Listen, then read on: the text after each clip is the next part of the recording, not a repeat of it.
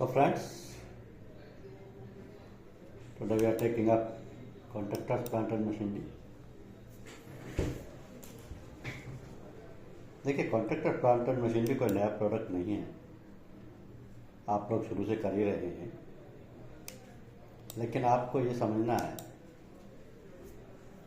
सबसे पहले कि ये एक इंजीनियरिंग इंश्योरेंस की ब्रांच है, दूसरा ये मोटर से बिल्कुल डिफरेंट है,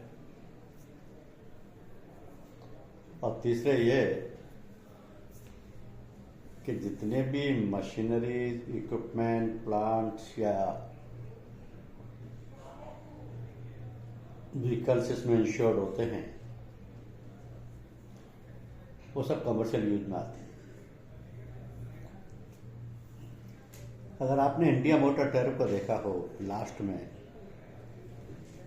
तो उसमें 58 व्हीकल्स की लिस्ट दी हुई है जिनको मिस्ड व्हीकल्स बोला जाता है। ये मिस्ड व्हीकल्स ऐसे हैं जिनमें ज़्यादातर के बारे में आपने देखना तो दूर सुना भी नहीं होगा। फॉर एग्जाम्पल मैं आपको एक लिस्ट बताता हूँ। ये सारे मिस्ड व्हीकल्स हैं। आपने इसमें कॉमन जो नेम हैं, जैसे एग्रीकल्चर ट्रैक्टर है या एम्बुलेंस है या रोड रोलर है या बुलडोजर है, क्रेन है, कंप्रेशर है, ये देखे होंगे नॉर्मल, क्योंकि ये आमतौर पर दिखाई दे जाते हैं, फायर ब्रिगेड वगैरह। लेकिन कुछ एक इनमें से ऐसे हैं जैसे रिपर है, हेयर सेज है, टिप्पर है, ग्रैब्स हैं, ग्रेटिंग मशीन्स हैं, फॉर्कलिफ्ट ट्रक्स हैं, एंजल डोजर्स हैं। ये नॉर्मली आपको रोड पर दिखाई नहीं देते, लेकिन ये सब भी इंश्योर होते हैं। और इनका इंश्योरेंस, क्योंकि नॉर्मली रोड पर नहीं होते, बहुत इनका यूज भी कन्फाइंड होता है, तो इनका इंश्योरेंस नॉर्मली सीपीएम कैटेगरी में होता है। अब अगर आप सीपीएम को जानना चाहें कि सीपीएम पॉलिसी में किन चीज़ों का बीमा होता है, तो एक लाइन की डेफिनेशन है कि CPM policy covers all type of contractors plant and machinery equipment engage for work at any specified location in India. Normally इस पॉलिसी को कॉन्ट्रैक्टर्स लेते हैं और उन मशीनरीज या इक्विपमेंट्स के लिए लेते हैं जो कि किसी स्पेसिफाइड लोकेशन पे काम कर रही होती है, जो कि इंडिया में होती है। यानी कि जो भी प्रोजेक्ट्स इनके इंडिया में चल रहे हैं, उन पर जो भी इन्होंने मशीनरी लगा रखी हैं या काम कर रही हैं, उनका इंश्योरेंस इसमें होता है। अब ये मशीनरी रोड पे चलती नहीं, यूज बड़ा लिमिटेड होता है क्योंकि स्पेसिफाइड लोकेशन पर ही हो रहा है। लेकिन उस लोकेशन पे जो कॉन्ट्रैक्टर्स होता है वो कम्प्लीटली इन्हीं पर डिपेंडेंट होते हैं, और हो सकता है डे एंड नाइट वर्क कर रहे हो क्योंकि प्रोजेक्ट बड़े टाइम बाउंड होते हैं। तो फिजिकल लॉस और डैमेज की उनमें बहुत ज़्यादा पॉसिबिलिटीज होती है, और लॉसेज भी बहुत हैवी होते हैं क्योंकि मशीनरीज बहुत हैवी होती है। तो ऐसे लॉसेज को कवर करने के लिए सीपीएम पॉलिसी बनी।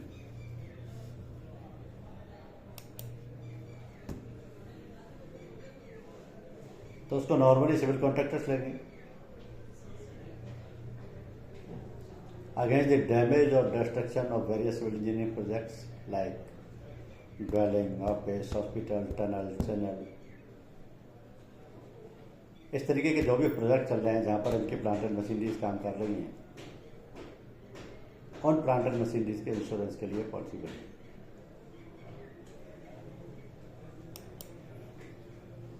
ये इस पॉलिसी का कवरेज है। 2 सेक्शन है, section 1 material damage, section 2 third party liability. Material damage इसका बहुत बड़ा होता है सेक्शन, क्योंकि ये ऑल रिस्क पॉलिसी है। ऑल रिस्क के मायने होते हैं the policy shall cover any unforeseen और sudden physical damage to the property by any cause which is not specifically excluded. सभी तरीके के लॉस कवर्ड है सिवाय एक्सक्लूजन्स के। फॉर एग्जाम्पल, मशीनरी काम कर रही हो या रेस्ट पर हो या सब्सिक्वेंट री-इरेक्शन पर हो, मशीनरी डिसमेंटल कर दी गई हो क्लीनिंग या ओवरऑलिंग पर्पज से, मशीनरी को शिफ्ट किया जा रहा हो विद इन द प्रीमाइसेस, उसमें डैमेज हो गया हो, ये सब कवर्ड, क्योंकि इनमें से एक भी एक्सक्लूजन्स की लिस्ट में नहीं है। दूसरा सेक्शन थर्ड पार्टी लायबिलिटी का है, लेकिन ये बहुत लिमिटेड है। इसमें third party property against loss ही कवर्ड है, केवल पर्सन्स की लायबिलिटी कवर्ड नहीं है। प्रॉपर्टी अगेंस्ट लॉस और डैमेज। सीपीएम पॉलिसी का रेट शेड्यूल बिल्कुल अलग होता है।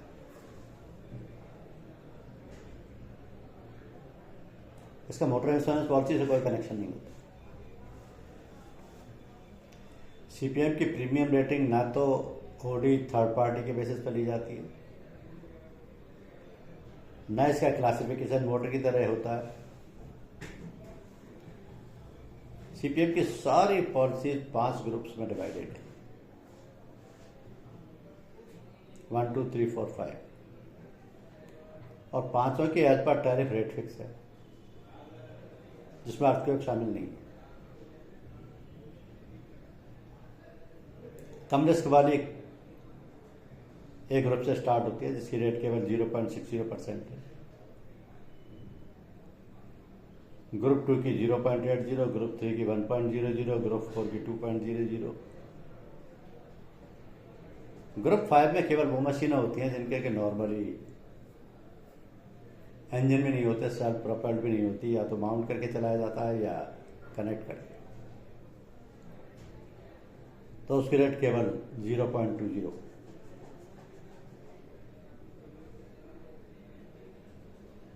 तो प्रीमियम रेटिंग का पैटर्न बिल्कुल अलग हो गया। इसका मोटर से कहीं कोई कनेक्शन नहीं है। इसमें पीए रिस्क का प्रीमियम नहीं है, थर्ड पार्टी का प्रीमियम नहीं है, ओन डैमेज का प्रीमियम नहीं है। लेकिन जो दोनों सेक्शन पॉलिसी के कवर्ड है, मटेरियल डैमेज और थर्ड पार्टी लायबिलिटी, उन दोनों की रिस्क कवर्ड है इसी प्रीमियम में।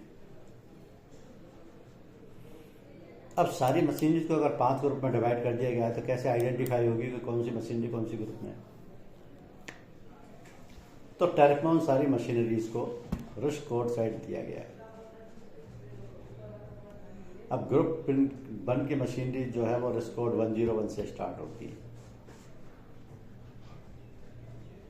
कम रिस्क की मशीन है इसमें, इसलिए रेट कम है। लेकिन इस ग्रुप की जो मशीनें हैं उनमें normally chain block, compressor, 10 ton तक की crane, road rollers, scrapers, vibrators, forklift, mixing machine, इस तरीके की मशीनें शामिल हैं। और इन सबके कोड नंबर दिए हुए, यानी कोई भी मशीन दूसरे ग्रुप में इंटरचेंजेबल नहीं है। इस ग्रुप की मशीन का बीमा इसी ग्रुप में करना है, इस ग्रुप की मशीन पर इसी ग्रुप की रेट लगेगी, उसमें चाहे आप डिस्काउंटिंग कर दीजिए। ये हार्ड एंड फास्ट है। और ये सारी कंपनियों के लिए, जनरल इंश्योरेंस कंपनी के लिए यूनिफॉर्मली इसी तरीके से लागू होता है, क्योंकि ये टैरिफ प्रोडक्ट है। अब टैरिफ प्रोडक्ट के आज की डेट में वर्डिंग्स, टर्म्स, कंडीशंस, क्लॉजेज वही हैं, लेकिन प्राइसिंग फ्री है, एड ऑन्स फ्री है। एड ऑन सबके अलग अलग होते हैं।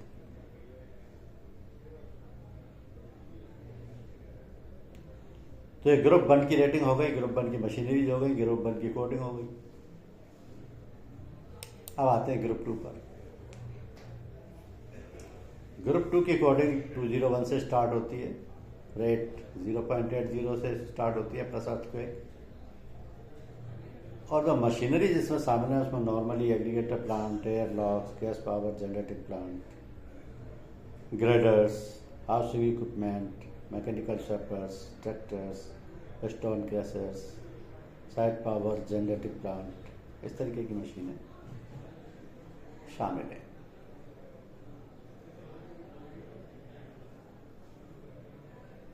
फिर आता है ग्रुप 3। रिस्क कोड 301 से स्टार्ट होता है। रेट इसकी 1.00 प्लस अर्थक्वेक। मशीनरी थोड़ी रिस्की हैं, जैसे बुलडोजर है, 10 टन से ज़्यादा कैपेसिटी की क्रेन है, डाइविंग इक्विपमेंट्स हैं, एक्सकेवेटर है, ब्रेक डाउन व्हीकल्स हैं, हाइड्रोलिक ट्विन वॉल्व हैं, electro hydraulic digging arm loader हैं। तो इस तरीके की मशीनें ग्रुप 3 में शामिल हैं। ग्रुप 4 और 5 में सबसे ज़्यादा रिस्की और सबसे कम रिस्की मशीनें शामिल हैं। सबसे ज़्यादा रिस्की जैसे drilling machine and water supply, tunnel boring machine, इनके रिस्क कोड 401 से स्टार्ट होते हैं। रेट भी सबसे ज़्यादा 2.00 प्लस अर्थक्वेक है। और इसके जस्ट अपोजिट रिस्क कोड 501 वाले ग्रुप 5 के, इनका रेट केवल 20 पैसा 0.20 प्लस अर्थक्वेक है। तो इस तरीके से प्रीमियम रेटिंग पैटर्न इसका बिल्कुल मोटर से अलग है। रिस्क क्लासिफिकेशन बिल्कुल अलग है। अर्थक्वेक के वही फायर की तरह 4 जोन है, 1, 2, 3, 4। जहाँ अर्थक्वेक की फ्रीक्वेंसी सबसे कम है वहाँ सबसे कम रेट है। ग्रुप 4 में 0.01%। जहाँ अर्थक्वेक की फ्रीक्वेंसी सबसे ज़्यादा है वहाँ 0.10%, 10 टाइम्स बढ़ जाता है। अर्थक्वेक का प्रीमियम एक्स्ट्रा लिया जा सकता है।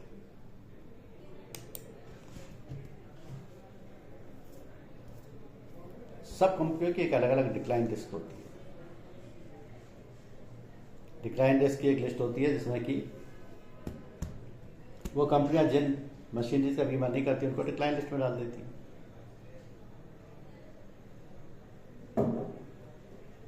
हम भी इन 6 तरीके की मशीनरीज का बीमा नहीं करते। सबसे पहला आता है रजिस्टर्ड व्हीकल। कोई एक्सकेवेटर या कोई क्रेन या कोई रोड रोलर आरटीओ से रजिस्टर्ड है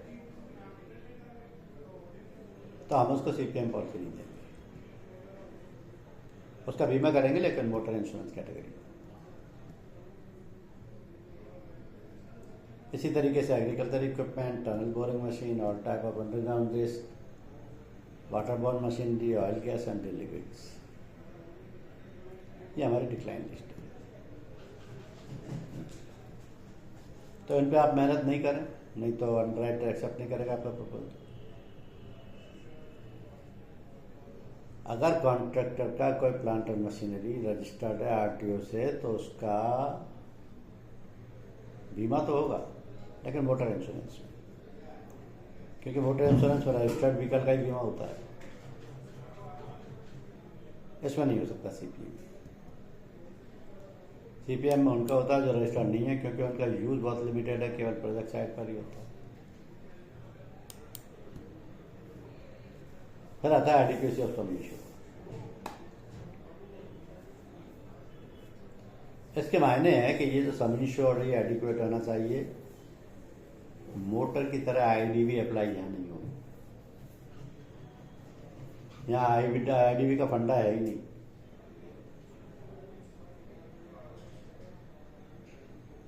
यहाँ है करंट रिप्लेसमेंट वैल्यू।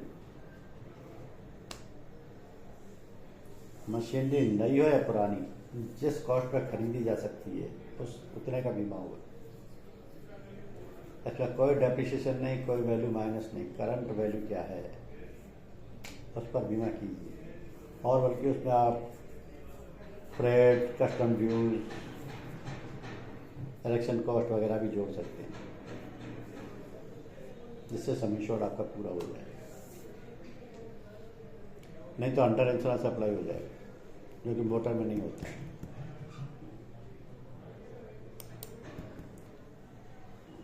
फिर आता है ट्रांजिट कवरेज। ट्रांजिट कवरेज का मतलब है कि इन पॉलिसीज में सीपीएम की और रोड पर इन मशीनरीज का चलना अलाउ नहीं है। अगर रोड पर चलते हुए कोई डैमेज हो जाता है तो इंश्योरेंस कंपनी क्लेम पे नहीं करेगी। मोटर व्हीकल का तो बीमा ही इसलिए होता है कि रोड पे चलते हैं। इनका बीमा इसलिए होते हैं कि प्रोजेक्ट साइट पे काम करते हैं, वहाँ टूट फूट हो सकती है। तो नॉर्मली ये ऐसा भी होता है कि कॉन्ट्रैक्टर की 2-3 क्लाइंट प्रोजेक्ट साइट है और वो अपनी मशीनरी को सभी प्रोजेक्ट साइट पे यूज़ करता है, एक से दूसरी जगह जाता है, दूसरी से तीसरी जगह जाता है।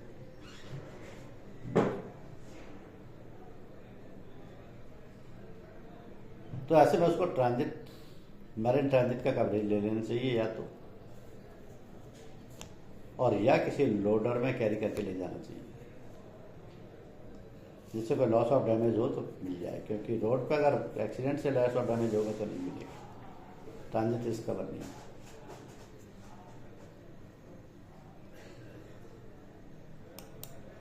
छह एड ऑन कवर है हमारे पास इस पॉलिसी में, और 6 के 6 नीड बेस्ड है, यूटिलिटी बेस्ड है। यानी कि इन 6 को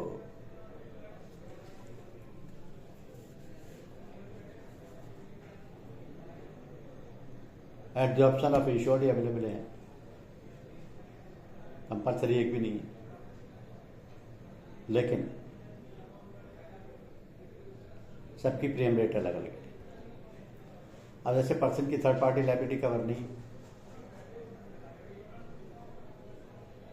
तो उसके लिए एड ऑन कवर लिया जा सकता है, जिसमें 2 तरीके की लिमिट इंश्योर्ड को सेलेक्ट करनी पड़ेगी।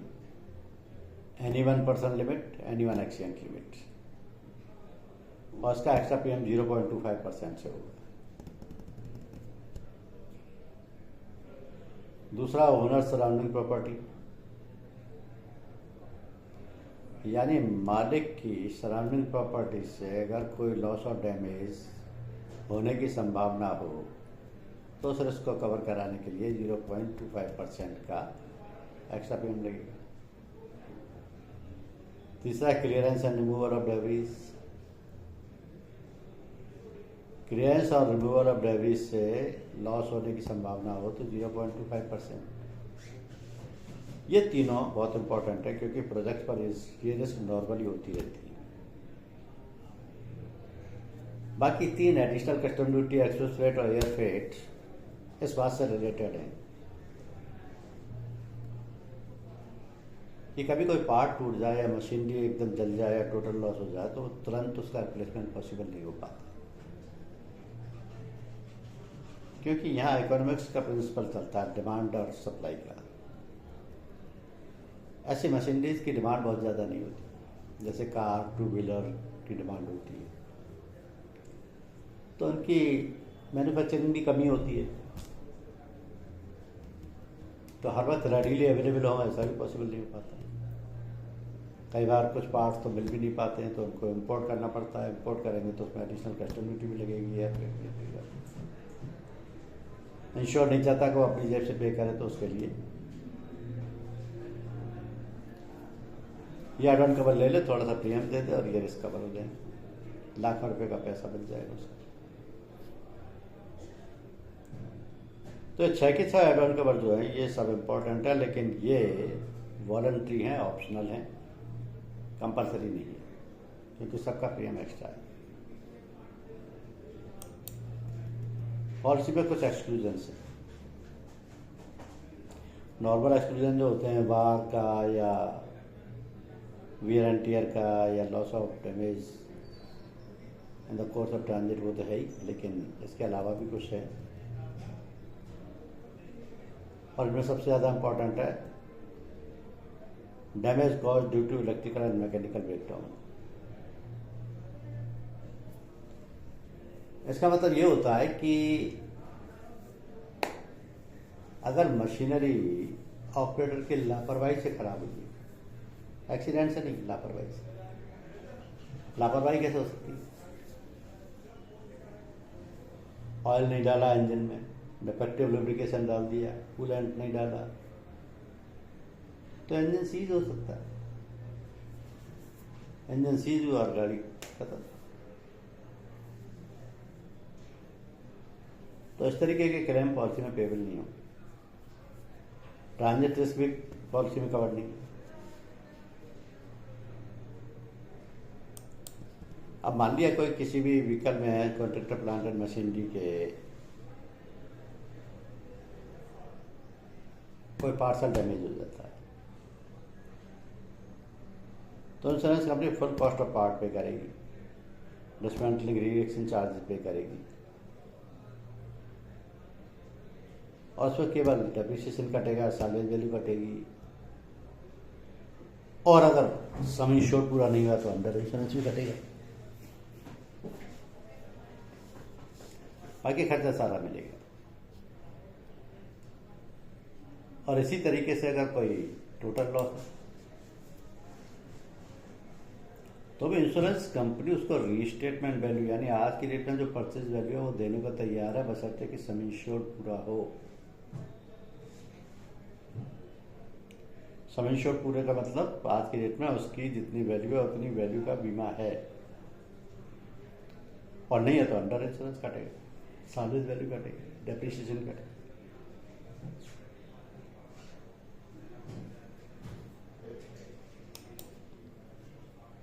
जैसे एक क्रेन से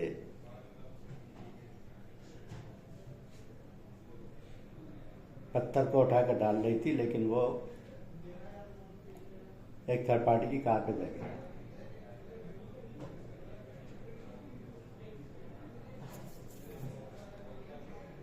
तो थर्ड पार्टी प्रॉपर्टी डैमेज तो कवर है।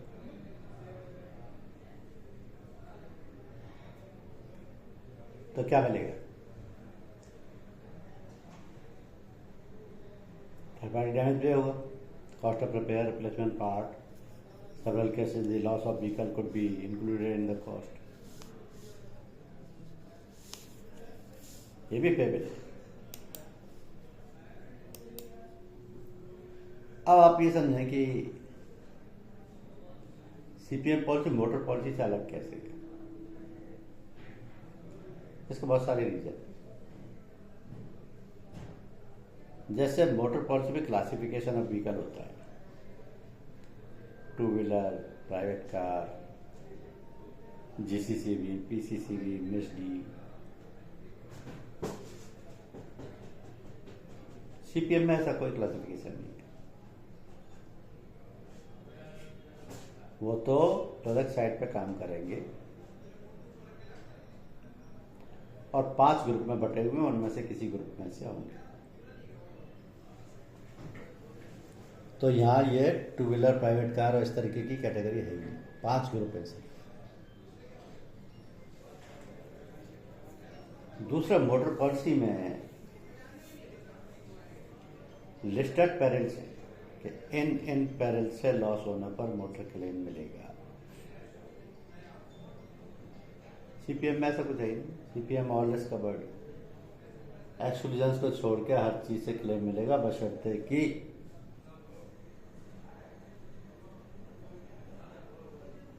थर्ड पार्टी लायबिलिटी में सिर्फ प्रॉपर्टी डैमेज कवर हो।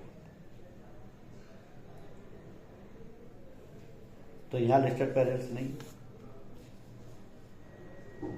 मोटर में होते हैं जैसे कि फायर, बर्गलरी, लाइटिंग, आरसीएमडी, एसटीएफआई वगैरह वगैरह। मोटर के पॉलिसी में ये मशीनरी मिसडी कैटेगरी में बीमा होता है अगर रजिस्टर्ड है तो, और मिसडी कैटेगरी में ओवरटर्निंग की रिस्क कवर नहीं होती। ओवरटर्निंग का एक्स्ट्रा प्रीमियम लिया जाता है मोटर में, अगर एक्टिवेटर या किसी क्रेन वगैरह का बीमा किया जाए, वो भी तब जबकि आरटीओ से रजिस्टर्ड। लेकिन सीपीएम पॉलिसी में ओवरटर्निंग की रिस्क ऑटोमेटिक होती है, इनबिल्ट कवर है, कोई एक्स्ट्रा प्रीमियम नहीं लगता। कंपल्सरी एक्सेस जो है मोटर की पॉलिसीज में बहुत कम होता है। टू व्हीलर में 100 रुपये, कार में 500 रुपये, 1000 सीसी से ज़्यादा की गाड़ी है तो 1000 रुपये, इस तरह 2000, 2500, 3000 तक ही है बस। लेकिन सीपीएम का कंपल्सरी एक्सेस 12500 से स्टार्ट होता है मिनिमम।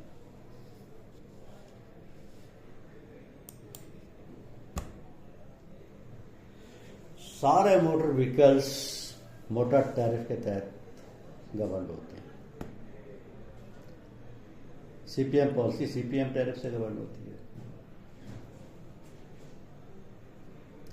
सारा मोटर व्हीकल्स पब्लिक यूज के लिए होते हैं, पब्लिक प्लेस पे चलते हैं। पैसेंजर व्हीकल, खासतौर से पैसेंजर व्हीकल या goods carrying vehicle public use के लिए। लेकिन सारे व्हीकल जो सीपीएम पॉलिसी में इंश्योरेंस होते हैं वो लिमिटेड यूज के लिए और केवल प्रोजेक्ट साइट पे चलते हैं। लिमिटेड यूज भी कैसे क्या हो सकता है, जैसे कि एक्सहिबिशन है, हार्वेस्टिंग है, ड्रिलिंग है। तो मोटर व्हीकल की तरह रोड पर नहीं चलते, ये सिंगल लोकेशन या कोई जितनी भी लोकेशन हैं उसकी कॉन्ट्रैक्टर के उन पर ही चलते हैं। तो मोटर में तो एनीवेयर इन इंडिया का कॉन्सेप्ट है। पूरे इंडिया में कहीं से भी आप बीमा करा लीजिए, पूरे इंडिया में चलाइए।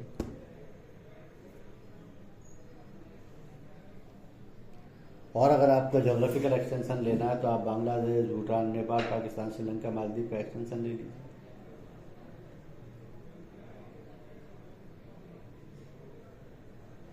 लेकिन सीपीएम केवल प्रोजेक्ट साइट तक के लिए है।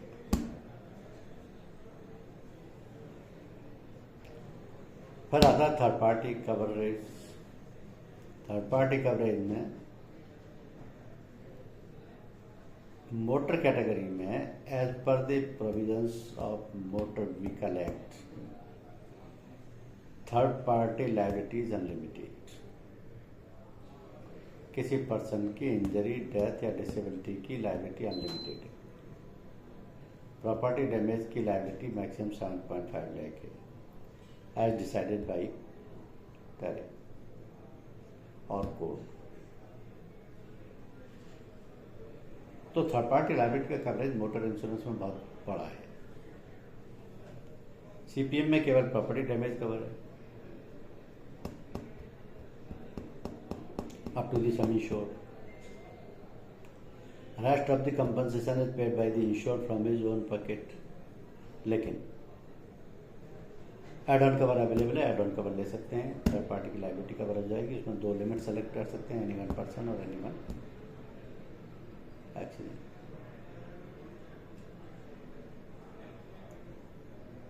तो थर्ड पार्टी लायबिलिटी का कवरेज मोटर का बड़ा है। सम इंश्योर्ड, मोटर का सम इंश्योर्ड आईडीवी बेसिस पर होता है, जो कि हर साल एक निश्चित परसेंटेज से कम होती चली जाती है एज पर टेबल।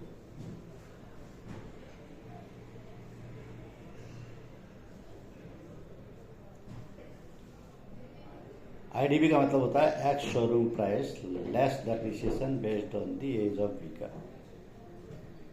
फिर से बोलता हूं, IDV means ex showroom price less depreciation based on age of vehicle.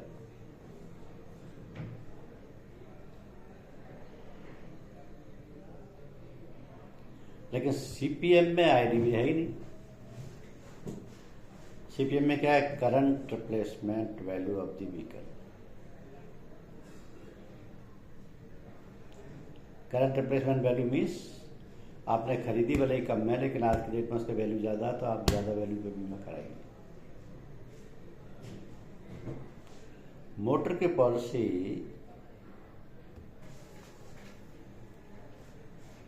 is transferable if sold to other party. लेकिन CPM policy is not transferable. In case of vehicle is sold, policy can be transferred to buyer.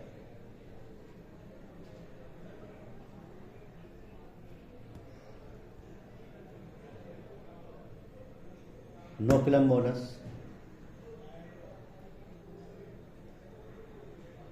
Motor में no claim bonus का फंडा है। जितने साल तक insured claim नहीं लेगा उतने साल तक एक निश्चित परसेंटेज से उसको ओडी प्रीमियम में डिस्काउंट मिलता जाएगा, जो कि मैक्सिमम 50% तक हो सकता है, बशर्ते कि पॉलिसी को हर साल टाइमली रिन्यू करा करे। ऐसा कोई प्रोविजन सीपीएम पॉलिसी में नहीं होता। सीपीएम में नो क्लेम बोनस नाम की चीज है ही नहीं, कंसेप्ट ही नहीं है।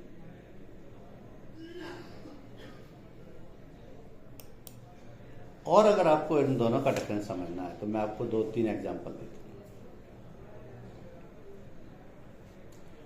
जैसे एक कॉन्ट्रैक्टर के पास टाटा हिटैची X110 एक्सकेवेटर है, जो उसने 3 साल पहले 40 लाख का खरीदा, या 4 साल पहले 40 लाख का खरीदा। अब वो मोटर में इंश्योरेंस कराने आता है 5वें साल में, तो उसका 50% तो आईडीबी कट जाएगी, तो 40 लाख की जगह उसका बीमा 20 लाख का होगा। और 20 लाख पे अगर उसका कोई क्लेम आता है तो वो मिल जाएगा उसको। जैसे 5 लाख का क्लेम आया, पॉलिसी इंश्योरेंस कंपनी ने डेप्रिसिएशन काट के, सालवेज काट के उसको क्लेम पे कर दी।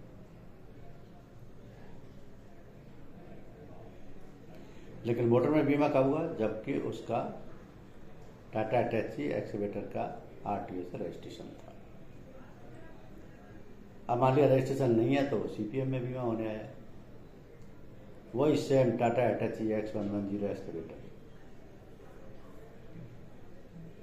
तो सीपीएम में जब बीमा किया 4 साल पुराना, जो कि उसने 40 लाख का खरीदा था, तो उससे पूछा कि आज की डेट में इसकी वैल्यू कितनी है। उसने डीलर को फोन मिलाया, पूछा X110 एक्सकेवेटर का क्या वैल्यू है आज की डेट में, परचेज वैल्यू, बोला 50 लाख। तो सीपीएम में उसका 50 लाख का बीमा हुआ। फिर बोले उसमें मान लिया 5 लाख का कोई क्लेम आया, तो डेप्रिसिएशन काट के, रबर पार्ट वगैरह पे और सालवेज वैल्यू काट के पूरा क्लेम पे हो जाएगा, क्योंकि अंडर इंश्योरेंस है ही। दोनों एग्जाम्पल बड़े सिंपल, आपको वैल्यू समझ में आ गई। लेकिन बाई चांस किसी मशीनरी का या इसी का ही रजिस्ट्रेशन भी नहीं है, बीमा भी सीपीएम कैटेगरी में हो रहा है, और आपको क्योंकि नॉलेज नहीं है तो गलती से आप उसका आईडीबी भी काट देते सीपीएम में। आईडीबी काट के फिर उसका कितना 20 लाख का बीमा कर रहे। सीपीएम में आईडीबी बेसिस पर आपने उसका 20 लाख का बीमा कर दिया। करंट रिप्लेसमेंट वैल्यू पूछी नहीं, पता ही नहीं की, क्योंकि आपको पता ही नहीं। अब 20 लाख की पॉलिसी पर 5 लाख का क्लेम आ गया, सर्वेयर जब उसको चेक करेगा, वेरीफाई करेगा, देखेगा कि जिस मशीनरी की वैल्यू मार्केट में 50 लाख है, उसका बीमा ही 20 लाख का हो रहा है, तो 5 लाख का क्लेम तो क्या वो 2 लाख भी नहीं देगा, क्योंकि उसका तो 50% इंश्योरेंस भी नहीं है। 2 लाख में से भी वो सालवेज वैल्यू और वो क्लेम वैल्यू वगैरह काट लेगा। तो ये गलत हो गया, बीमा ही गलत हो गया। इसका सारा लॉस इंश्योर को भुगतना पड़ेगा, गलती चाहे आपकी। तो इस तरीके से सीपीएम में 2 ही सवाल पूछे जाते हैं कस्टमर से कि क्या इसका रजिस्ट्रेशन है, नहीं है तो सीपीएम हो जाएगा। इसकी करंट रिप्लेसमेंट वैल्यू कितनी है, उतने पे बीमा होगा। ये दोनों चीजें इंपॉर्टेंट हैं सीपीएम में बीमा करने के लिए। और बाई चांस रजिस्ट्रेशन है तो फिर मोटर इंश्योरेंस में कीजिए, वहां तो आपको करंट रिप्लेसमेंट वैल्यू कुछ जरूरत नहीं पड़ेगी, आईडीबी बेसिस पे हो जाएगा ऑटोमेटिक।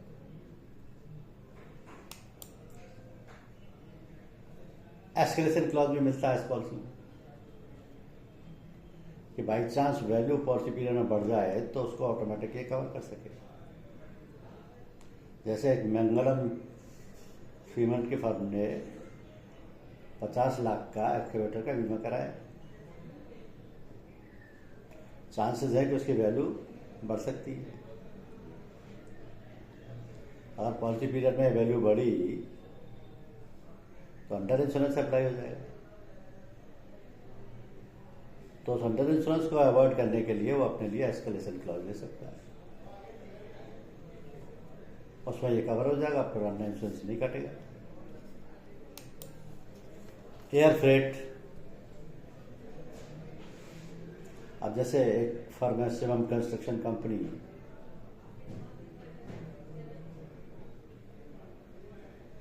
तो उनका day and night construction work चल रहा, मशीनरीज उनकी 18-18 घंटे काम कर रही है। एक मशीनरी अचानक टूट गई, बहुत ज़्यादा रिपेयर का काम मांग रही है, कुछ पार्ट्स भी रिप्लेस करने नहीं मिल रहे, उसने तुरंत एयर से मंगाए, बाई एयर, क्विक डिलीवरी। तो वो एयर फ्रेट कौन बियर करे? इंश्योरेंस कंपनी तो बियर करेगी, जल्दी तो आपको इंश्योरेंस कंपनी की तरफ से तो वाली 2 महीने बाद रिपेयर हो। अगर आपको एयर फ्रेट चार्जेस भी बियर करने तो फिर आपने एयर फ्रेट का एड ऑन कवर ले लीजिए। If the insured has opted for as an extension, then only insurance company will pay it.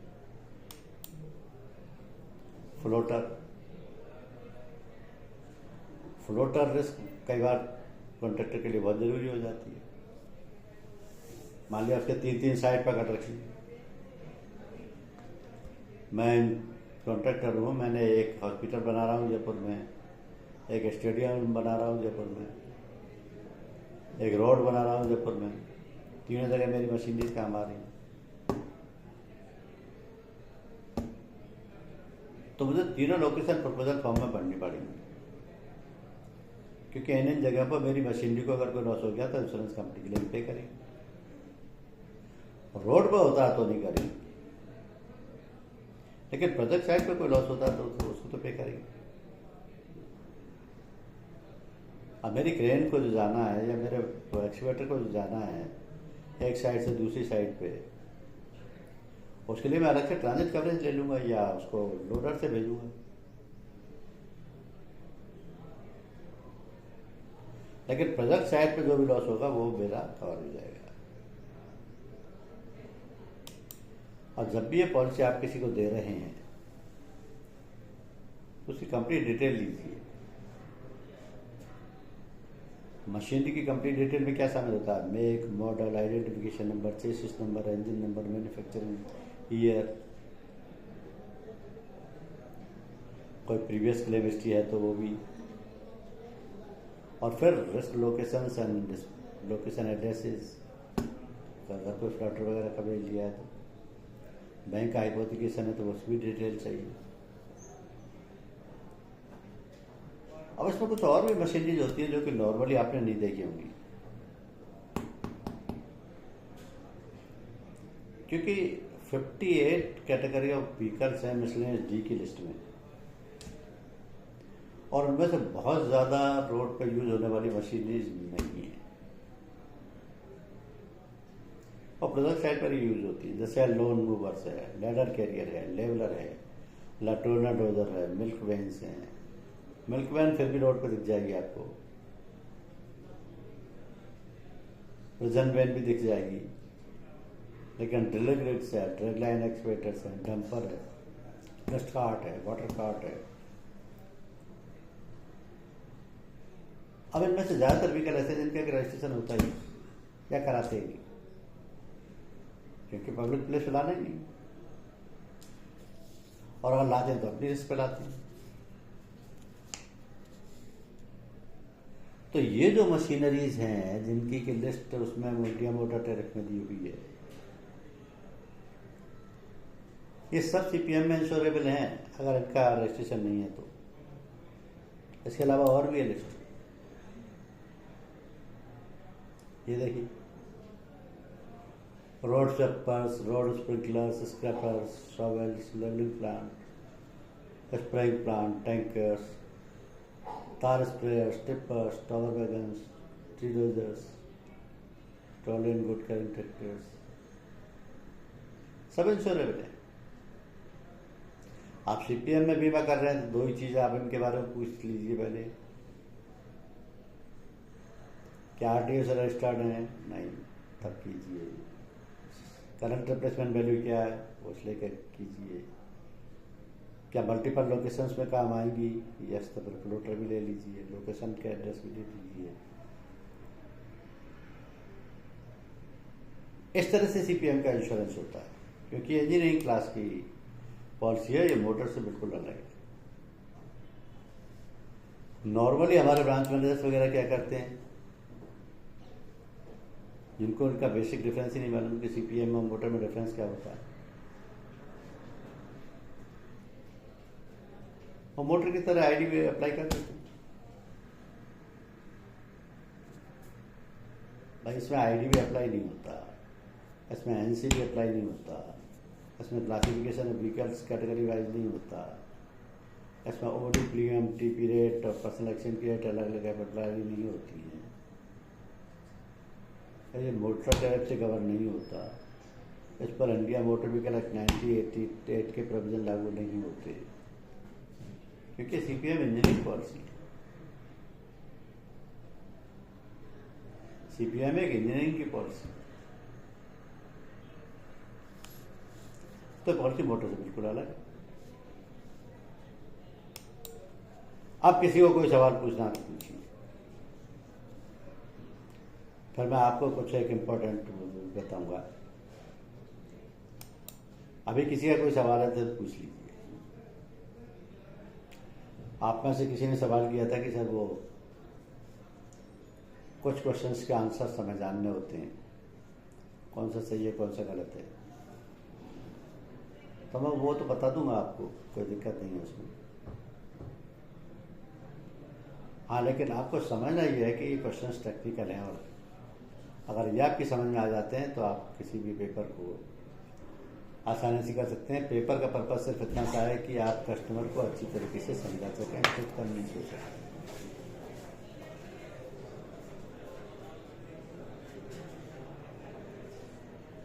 तो सबसे पहले मैं आपको पेपर भेजता हूँ, आपका कोई सवाल है तो आप पूछ सकते हैं।